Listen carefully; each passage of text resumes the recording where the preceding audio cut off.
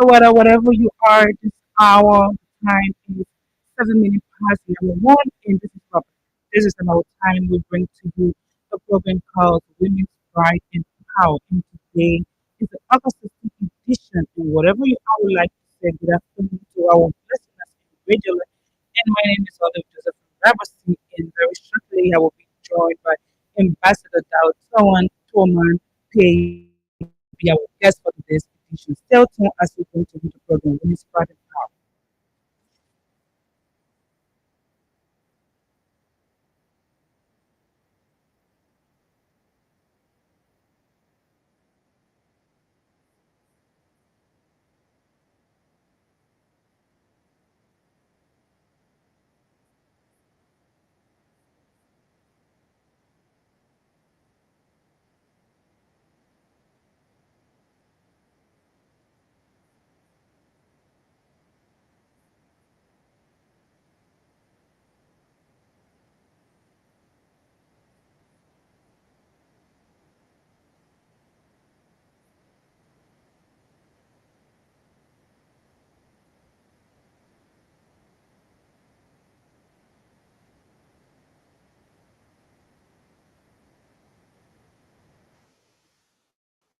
So what else?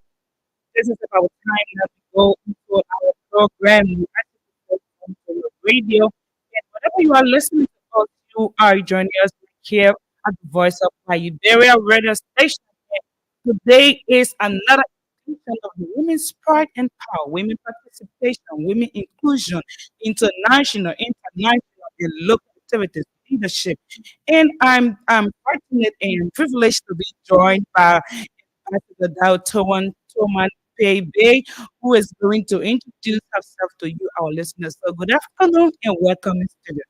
Good afternoon and good afternoon, peace-loving people of Liberia. It is always good to have a listening audience, and I'm glad at the opportunity always to be here. Wow, that's great. That's great. I feel inspired to have this studio today. Yeah, Thank you. I've been following your works, and I can say they are magnificent. And I know for a fact that this conversation today is going to be a success, and our listeners going to love it out there.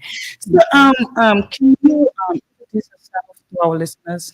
So the name again is Dame Doma Baby. It's actually a manor name, but when people pronounce it in English, they will tell you Dame Doma Baby. The reason you always hear Ambassador Baby is because I was certified as a young ambassador for peace as a result of advocacy for the rights and dignity of women, youth, and children with and without disability. Denton served as Deputy Secretary General for the Federation of Liberian Youth Fly. Denton always grateful and remain grateful for the opportunity by His Excellency Ambassador George Manuel to have served the National Commission on Disability as the former chairperson.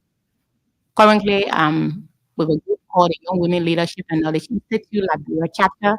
It's a group that was established as a result of opportunity to have traveled to Senegal for the joint conference of Yuli. It's a project across countries. So when I came down, I was able to set up that.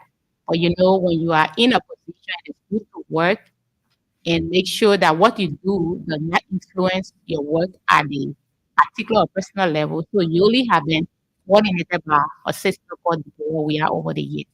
So again, we are glad to be back and working on what we are more passionate about that had to do with women, youth, and persons without disability.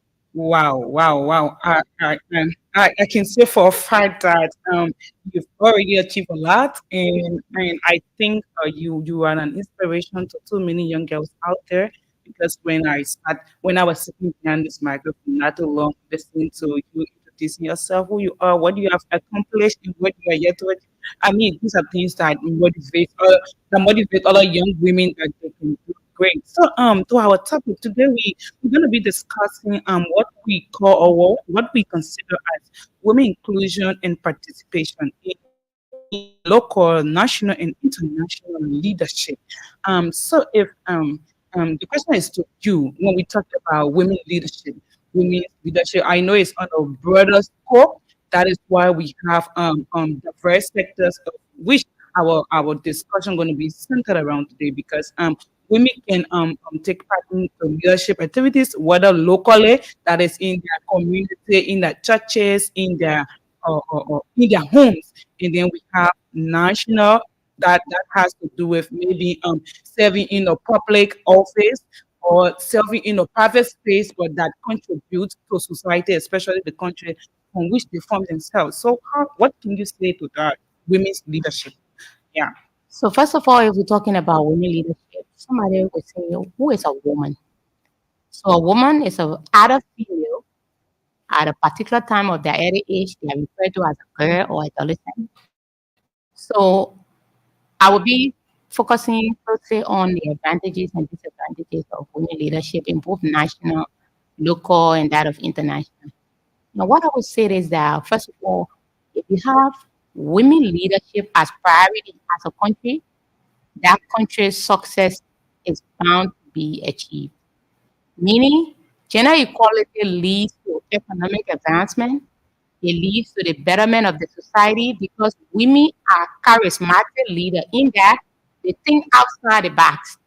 Women don't only think about themselves. And statistics have proven that women are less corrupt and they are more concentrating on impact and they kind of like want to see to it that the betterment of not only them, but the society, their children, their family. So women come with multitask. Women are able to manage both their home, that is the domestic, their opportunity to serve in leadership, be it at the local level, be it at the national, be it at the international level, and you will not find them complaining. And when you have women in leadership, what it do is that in a country you have the issue of gender-based violence reduced because it is something they will advocate for. And that particular issue of gender-based violence, it happened to both young, both old, and both adult that had to do with even male, young males are all affected. So when you have women in leadership, they prioritize all of these pillars of national development from a gender responsive perspective that ensure the inclusion of everyone. That's one thing I'll first of all say with the advantage. So they will be able to influence policies and law that are reflective of the concern and interest and views of women. They will also be cognizant of vulnerable groups and the issue of intergenerational conversation that leads to the future of a country, be it at the local, be it at the national, be it at the international level. So this is for me how I have seen the issue of women leadership and women involvement and how it is important. Because number one, as a woman, like for instance, today you see me wearing these clothes. As woman, if I wear this clothes tomorrow or day after tomorrow, the next thing your friend gonna tell you, I saw this clothes on you the day before yesterday. So when you go back to the dresser and you find something to wear, you're thinking of those clothes will not come on me maybe except the next 2, 3 months or 3, 4 months. So that's how they try to perform in whatever opportunity and capacity they are given to serve. Wow, wow, wow. So I want to know because according to some portfolio, it has to do with former chair there is something like without disability. I don't know how you can Oh, reconcile former that. chairperson of the National Commission on Okay, Disability. okay. Former chairperson of the National Commission without On on disability. okay disability. So On I disability. want to know because most often in our society, women who have disability sometimes feel limited. Yes, maybe someone is visually impaired. Someone maybe another person has a problem that they are lame, but then the mind is not lame, and then so many disabilities, right? That women have. So you serving in that position at that time, what were some of those challenges that you were able to tackle to encounter some women who are like you who you believe that had that potential to do great things, but because of the disability they felt limited, and because of that they feel like, oh, I don't have anything to contribute to society. What are those challenges that you encountered when you were working with these women? So one thing is that the issue of I just discussed who a woman is and looking at specifically the issue of women with disability. And for me, particular at the National Commission on Disability, I would say, and I've always said it, that the only challenge I faced as commissioner at that time was the issue of how to ensure unity among us as persons with disability. That was one of the challenges because disability is an impairment, physical, mental, and sensory impairment that in interaction you may be hindered by barrier. Mhm. Like the visually impaired, you talk about how to do the sight, that's the sensory aspect, and so forth. So, what happened to women in general? Women people who are like growing up as a child are subscribed to a particular life. Like for instance, the boys will be outside and they will tell the woman, come in the kitchen, come and do this one, come and do that one, come and do that one. So that's what you already grew up with. Being with disability, you're almost like, hey, this is what we've been told to do. If I go beyond this, I think people are going to either laugh at me. So you have the self pity, you have the fear of being stigmatized or discriminated or marginalized. So in our working, what we try to do was to introduce a particular meeting every first Tuesday of the month where all women with disability will gather around 3 p.m. And during that time, we'll have women with disability who have managed to, first of all, accept their status because that's the first thing. You must first accept your status that, hey, this disability thing I mean is for a lifetime. I'm not going to work anytime in my life. It's something the rest of my life. And then you accept it and then you start to see life in a different way. Because one of the things that happen is everything that happened to you, you see it from the context that I'm with disability, this is what this is happening. That's the Mhm. first thing. Mhm. So with that meeting, women who have managed to accept their condition and excel to some level are able to share their story. So sharing of story and experience get the other people to say yes. If this person can reach to this level, I must. So you serve as a motivation one to do. To put it right there, because as you were talking, then I retrospected too. To see you at this level, to see you being a woman with so much courage and so much passion to say, hey, it doesn't matter your disabilities, but there is more to you than you see yourself. To see you at this level, I believe, and I think our listeners also believe that you have a story to tell. You have a story to tell. I think you didn't just jump out of the blue skies and started to make impact. So can we dive into that a bit? Yeah, can you give us a gist about who you are, what you have experienced, what was your own motivation to have said, oh no, I cannot feel limited. I have to rise up to something. Yes. All right. So that's a good question. Mhm. And so just to close on that, and then I come to it. So women with disability actually come together and they also participate in larger women activities. Like sometimes the Ministry of Gender is having an activity where all women gather. That also motivate them and they make them to come out.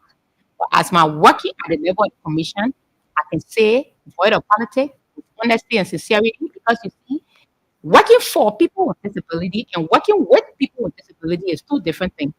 When you're working for them, you make decisions that you feel is necessary. And when you are working with them, working with you, it makes it easier because the recommendation and suggestion they will bring to you will be suggestion that will lead to the realization of their need that will have impact. So serving there, every recommendation we made was recommendation that we are a direct beneficiary of. Because if, for instance, I'm sitting at Voice of Liberia now, and I tell somebody there's an elevator here, it is my back that will tell the story because I climb a very long step to come and sit there. So if I pretend, then I'm pretending to my very self. Mhm. So the issue of serving with honesty and sincerity, my community, that was one of the things. And then Tomo, as a person, I became a woman with disability at age 5. It Wow. was a night, according to my mom. I woke up and I was like, I want to go to the bathroom. And she's like, didn't you want to wake up and go to the bathroom? I'm like, I'm not able to wake up. And she thought I was playing baby. But when she came to pick me up from my waist down, I couldn't move. And she got concerned. And instead of a walking chair, I now went back to crawl on my hands. But I crawled until I knew myself I was crawling and they were trying to even be careful when I'm What a crawling. story. So in 1992, my dad gave me stick to learn how to walk. But I held a stick in my right hand and I placed my left hand on my left leg. But each time I went to play with my friend, when there's argument, they would kick the stick from my hand and then I would drop. So one day I got angry, threw the stick down and rushed into someone, placed my left hand on my left leg. And from that day, I never held that stick.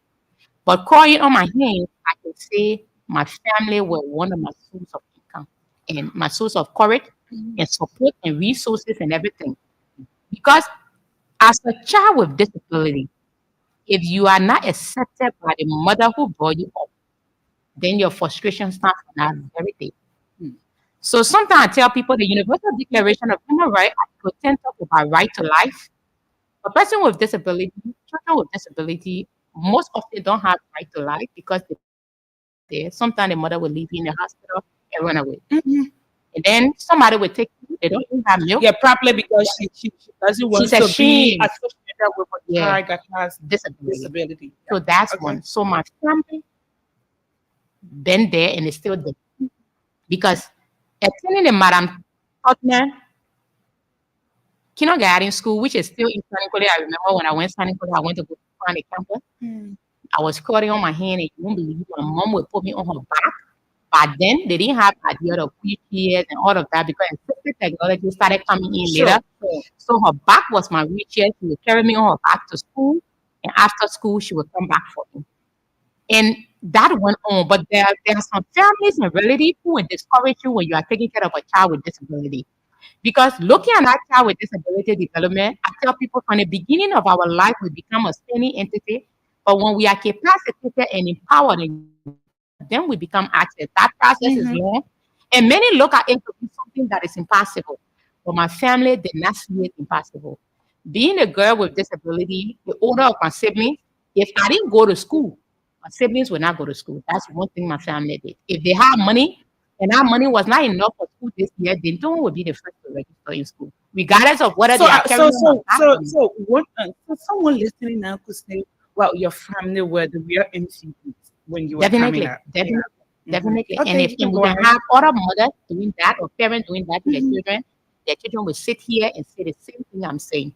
And good is that they know it's somebody that grew up in Liberia and everything I've achieved and who I am been in Liberia. So in order to say the Yeah, story that's she's a telling story to where from you grew up Toronto. or For somewhere, sure, no, sure. I I'm love right that. here. I love And that. we come from Yeah, a I love village that. in the Matani called Glaze or Peya Women's District. When you pass Secretary, there's a turn after Secretary, the road that leads to the right I wish leads I had been directly. there. So it's not something like to say But it's saying maybe because something of and you, one day I will take a try. definitely I'll So be happy that you go there. yeah. Okay. So when it went through that and then the walking, we went like 34 when we came back to Morovia, I had the opportunity of participating in a training that really built my courage and resilience, honestly. That made me to see myself that hey, anything anybody can do, I can do the same. But I will tell you, disability go with a dependency syndrome where you feel that in everything people should help you. That's how I started growing up. Because of the love and the care and the concern from the family. If even I want to go to the bathroom, I'll be like, Mama, please tell that person to carry my water in the bathroom. And when I'm done, I'm like, Mama, please tell them to come for my bucket and so forth.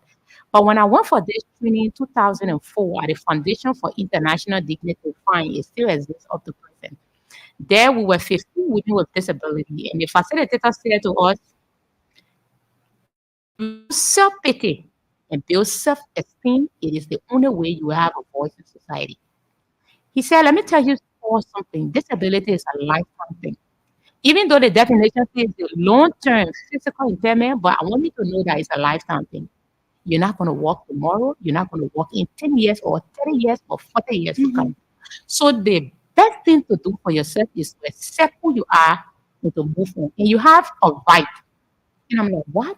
He said, your right are inalienable. You were born with it. Whether born with or without disability, you have that right. And that right, where it ends, another person right begins. But the Constitution of Liberia talks about the rights of every citizen. There are obligations that government had to do for those that are vulnerable. That's how the whole advocacy started. Sure. And there we were trained on the Universal Declaration of Human Rights, the Constitution of Liberia, and other treaties that Liberia has signed. And it taught us right-based approach. And no matter how it pains, no matter how it hurts, the next person don't know what you feel unless you use a persuasive method to explain to them what it is and make them to understand, then they will be able to work with you. So it was at that point that the leadership skill and everything was developed. Back then I was a member of a group called the Association of Disabled Female International that was located by then at Slipway. And that's how from there we started going for workshop, we started going for training. And then the Association of Disabled Females started providing us opportunity internationally to go and have some experience with other women across, young women across. And that started widening my encouragement in the field of advocacy, in the fields of human rights, and so So, forth. what when we want to ask, because as you were narrating, like I think I can say I feel chill, but I feel like this is not a movie, but this is a real life story. And if there's anyone out there currently listening who also have disability and feel like it's the end of the world, I know they are already feeling motivated. But then now to the issue, you serve, I think, on the real administration, and then what's happening at times we see women with disabilities with their kids in the street trying to seek arms from citizens and passerby as a means of sustainability. So you being a former chair when you were at that time in such a position, what was your own role play to these women who are normally around in the street seeking arms for survival? Yeah. All right, so when we took over the commission was established in 2005. The mandate of the commission over matters appertaining to the welfare and well-being of persons with disability, implement programs, projects, and activities that lead to the realization of their needs. As you may be aware, when the government took over in 2018, the past government budget had in a particular line for each ministry, like project, domestic travel, and other things that they used to. But then when the government took over in 2018, a lot of that was put up because they needed to concentrate and prioritize things that needed to be prioritized. But when we took over the commission, we realized that our life had been more theoretical because people will tell you we have this, that we have ratified the UN Convention on Disability, we have the Act, we have the National Action Plan, we have this other document, we have this other document, all of the theoretical aspect. So we said to ourselves, how can we be able to work along with government so that they see our budget in a different way that will lead to some government activities for us that our life be to some level. One thing we started was the issue of growth in the street. So we said a project targeted street level. That's how we named it.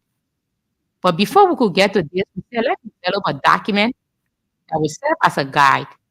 So we looked among ourselves, what our code according to our measurement, and more we realized there were qualified persons with disability who could serve as consultants.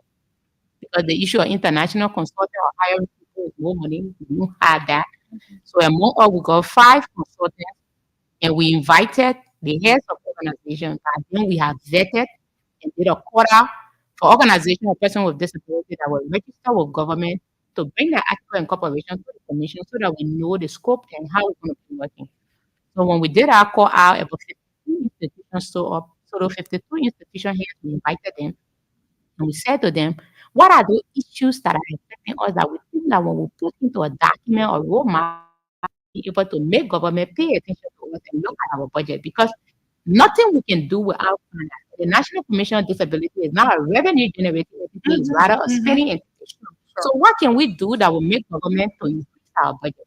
By then taking over, it was a special budget year where my predecessors have already stayed for 6 months and I was coming for the balance 6 months as Liberia were returning to the year of other countries, that is to start the budget year from January to that of December. So when we took over a budget of 100,000 by then, like I said, it was a special budget year. So when we did this quarter out and then we got all the people and we did a consultation, we decided to categorize what those needs were into 9 thematic areas. So we then developed a national strategic disability roadmap, developed the template, and decided to organize a national summit where the president was invited along with members of the House of Legislature who are responsible to look at the budget when it's submitted by the executive. So when they came there, we presented to them the roadmap, and after deliberation, that document was presented to the president. The president said, because you people did it through a right-based approach, I'm going to add my voice to your voice and hopefully the legislature so that they can be able to look at their budget. With that, our budget was able to increase to 629,000. And then back in our budget, they were able to introduce the portion that had to do with special projects. Okay. Okay. On our special project, where we decided to do the empowerment For the program street for the beggars. street beggars. But Okay. then quickly, what happened was every person with disability honestly facing difficulty. But our priorities were those who in the street. Let us try at least to provide some level of empowerment so that when they are all home at least doing something, Mhm. then we can now look for the second phase of the project that will look at every one of us home struggling. But when we started that, I can tell you to Vata, we don't need to have anyone down begging. But disability again, you go with this method that whatever that is done for your empowerment, so we see it as it is my right. So I will leave the street, but I will not leave the street now. I invested this into this. And when you ask them, they will tell you, I got the empowerment, I got my keke running, or I got my motorbike running, or I bought my land. I'm looking for something to build my house, or I lay black. I'm looking for this to do this. But we're able to reach out to over 1,000 plus. The first phase targeted 889%. Mhm. And the second phase went up and we're able to empower of 1,000 plus people. And I will tell you the statistic of disability is not accurate for now, but in 1997, UNICEF survey shows that we're 16% of the Liberian population. And up to now, it's being said that we should be approximately 20%, which is about So 900,000. there has been an increase in Definitely, because persons with every day disabilities. people Sure. obtain Sure. So Ambassador, I'm familiar. So can you permit me to say Ambassador Thomas Baby? you Yeah. can just a pay for Okay, sure. baby. Okay, sorry. Because that never name is giving me a No serious problem, it's hard fine. time. I want to know, as part of your profile says you were an aspirant or candidate in district number Thank you. 13. Yes. Yes. So can you speak to that a bit? Can you? Yeah, I mean, for our audience, we need to know more about that because being the kind of lady you are in breaking barriers and stepping forward into society to say, hey, I can also make my voice to be heard, and not only heard, but I want to go in the House of Representatives. I want to be an example. I mean, you speak that journey and letting us know how it was for you. Thank you. So in 2000, this is 2015, one of the reasons that led the passion was the act that created the National Commission on Disability. That act, when it came to the implementation of the act, Section 9 of the act said that three qualified persons with disability, there shall be three constituencies provided for persons with disability where they will be able to ensure their representation at the level of the House. When it came to the implementation, the National Election Commission said that they needed more explanation for the House of Legislature on how the special election should be conducted. So 2005 was the time the act came into force.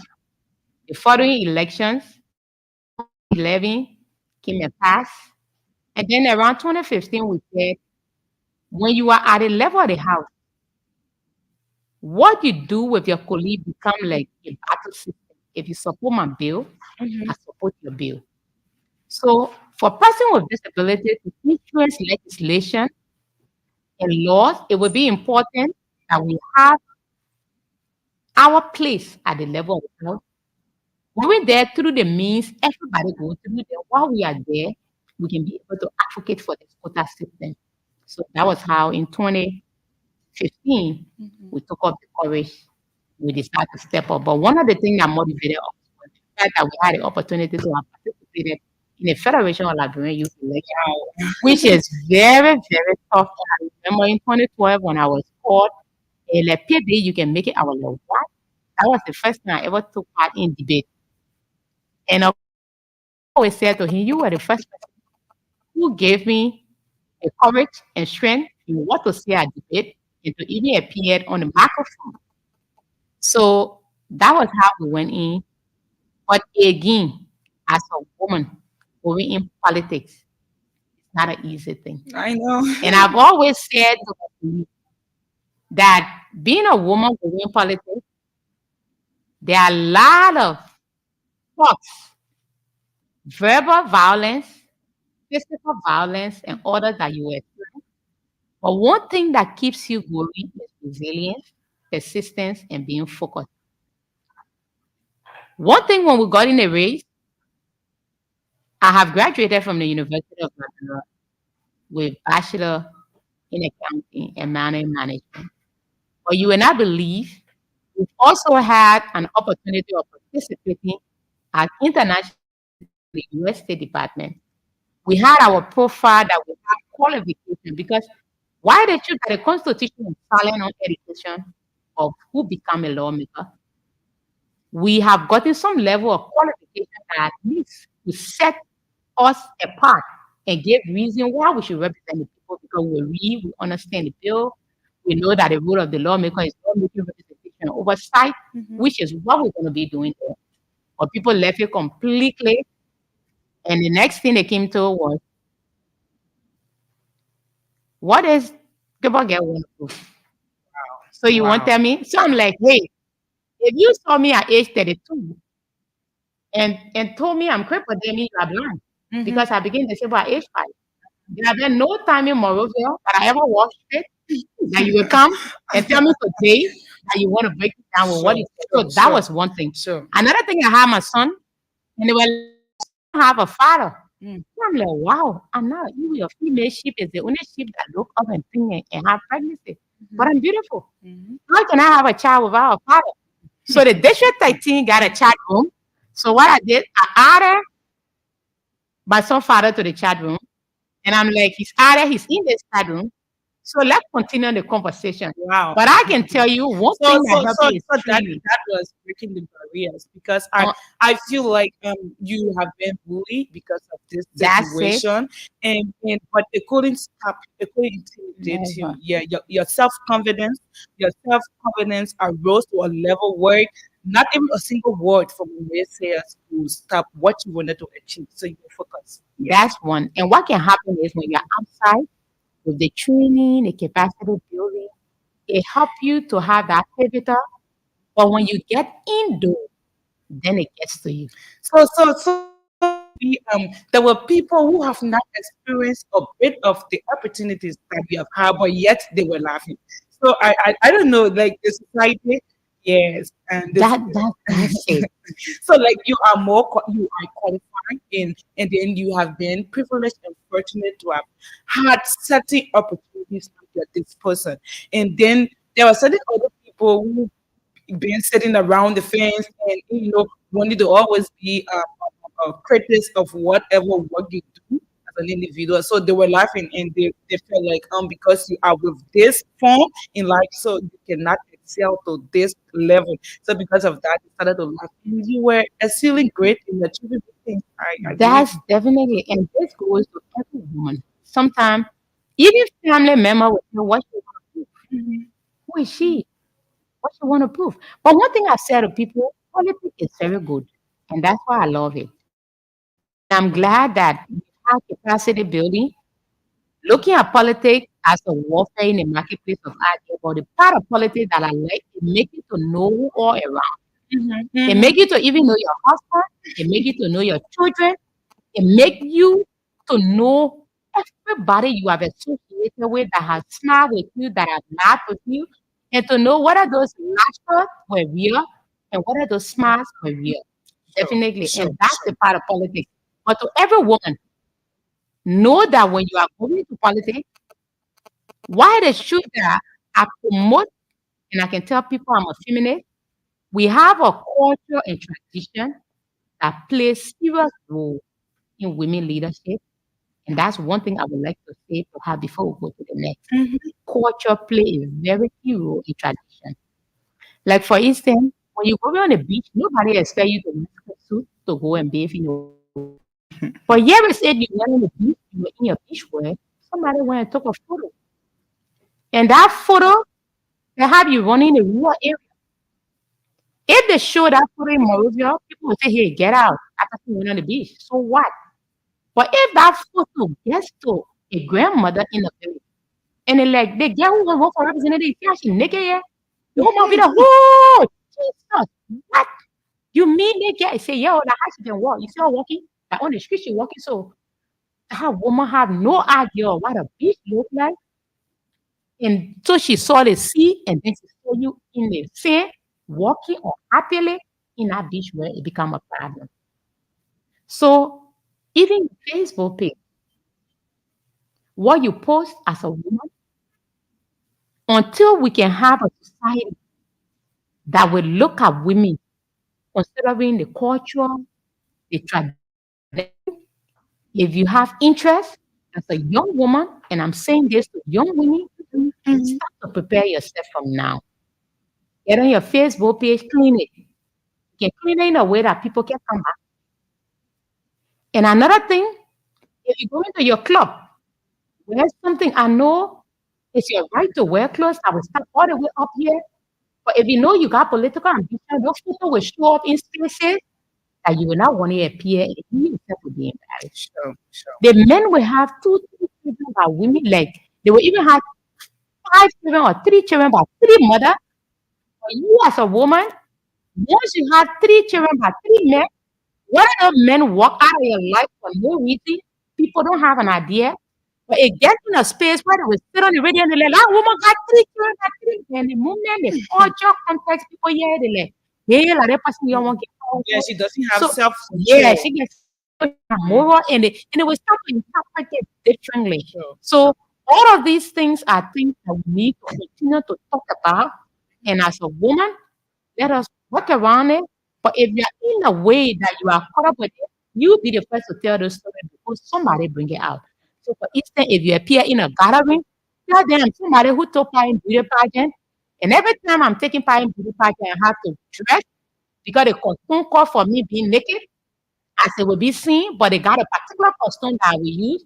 And all of these things should be things that you should say first before it comes from the public. And let the people know I got three children, but three fathers, I didn't leave them. Wow. The men in Liberia are not still allowed for women to walk to them and say, I want you. They have to tell you you want them. Even if you wanted them, you will not see it. So Wow. they have to. So all of those things we got to work on it. So in Ambassador, Baby. okay, baby. Yeah, I want to pronounce it. Baby, Tone. Tone. Yeah, I really want to get from name, but yeah. it seems like my tongue is perfect for that name. But anyway, Tone. yeah, so Ambassador Denton. So I want to know, I mean, you have exited the space as a chairperson on the board with persons with disabilities. But then disability continues in the society, it continues in our environment. As long as there is life and people are being born, there will always be disabilities. Yeah. So do you intend to create self initiatives that will keep on helping young women with disabilities? So again, said, disability is a life. Mhm. And one thing I've always said to people, you see, government position is not for you alone. It's for everybody, every qualified person. So the National Commission on Disability, from the day I entered it, I always say to them, it is not going to be too complex. Nobody hunting you in the street right now.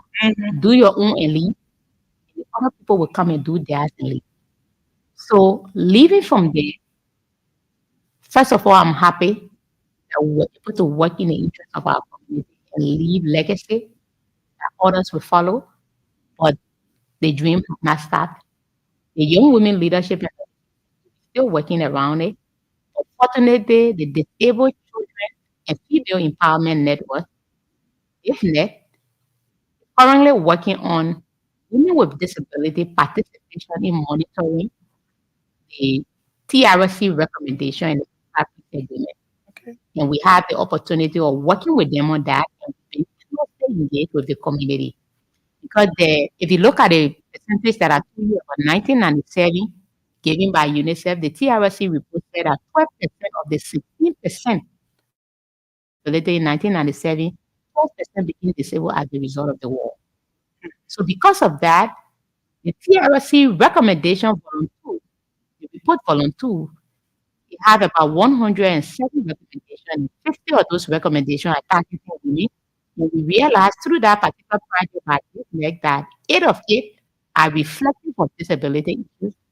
So we are trying to see how best we can work around it. And out of that project, a policy brief has already been developed. There was a national dialogue here at Royal Grand Hotel on the 7th of August, where the policy brief was presented, and now we are moving towards a stakeholder commitment roadmap that we work on. So that will be able to ensure that we continue our working with women with disability, meaning targeting those that are affected by the war. And this cover also males with disability because there are a lot of people with disability who got bullet particle syndrome and all of that. So the work Okay, have so continued. I think we are running out of time, and probably our listeners want to take their calls to give their own input on what is being discussed here and to give their comments. So, if you're out there following the show well and you want to place in your calls, you want to give your own input, you can call us on 0770-907-907,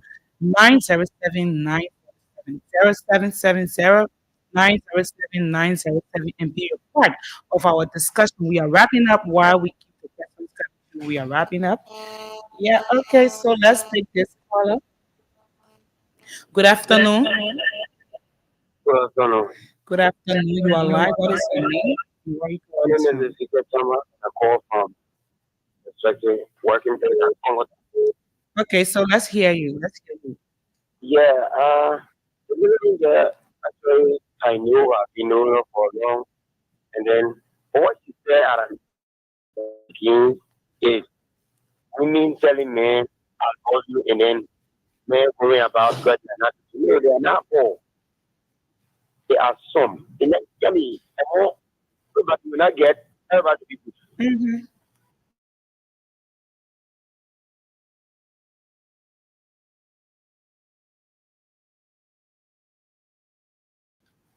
a very good Okay, the level of the person, not everybody can do that.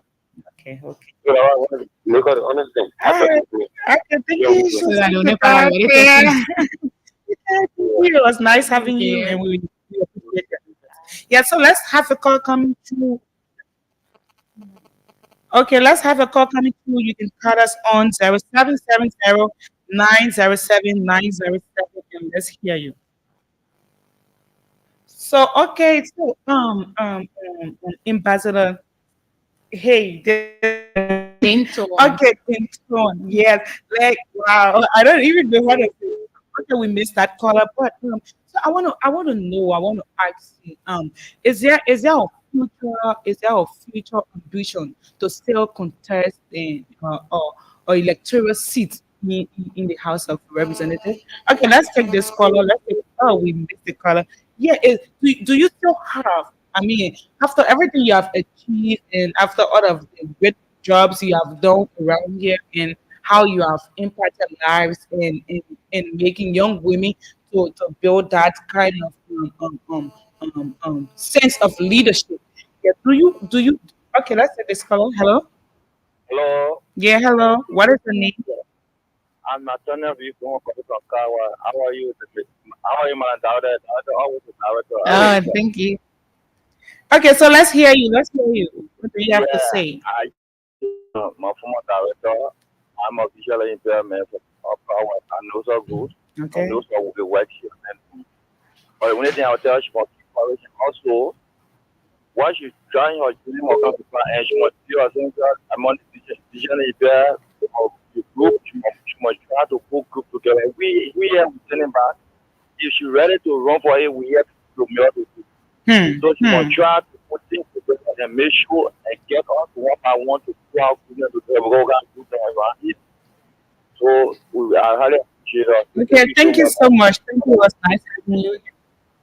It was nice having you. So yeah, so maybe you can speak to that while the calls are coming. Hello, Hey, good afternoon. good afternoon. You are live on the Voice of Nigeria. What is your This name? is our chemical and Cowell. I'm lying down monitoring my sister.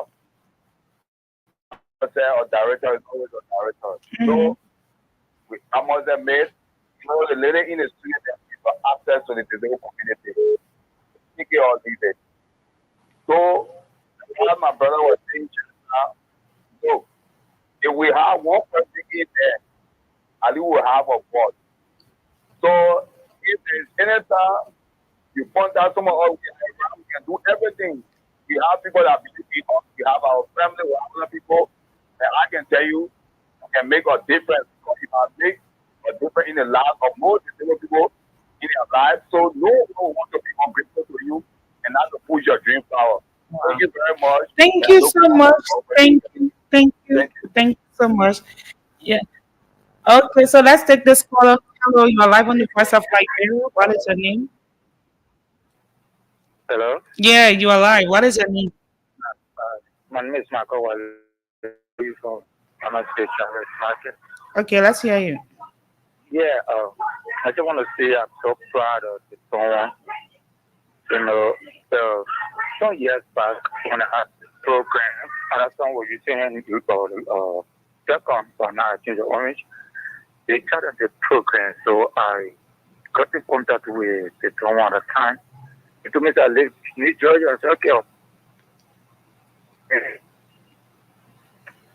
Hello, are you there? yeah, I lose my hands on my legs, so walk. This is the problem. Now, so I don't know what it's and that's one dress. Well, Yeah, this I one think is your internet is election. bad.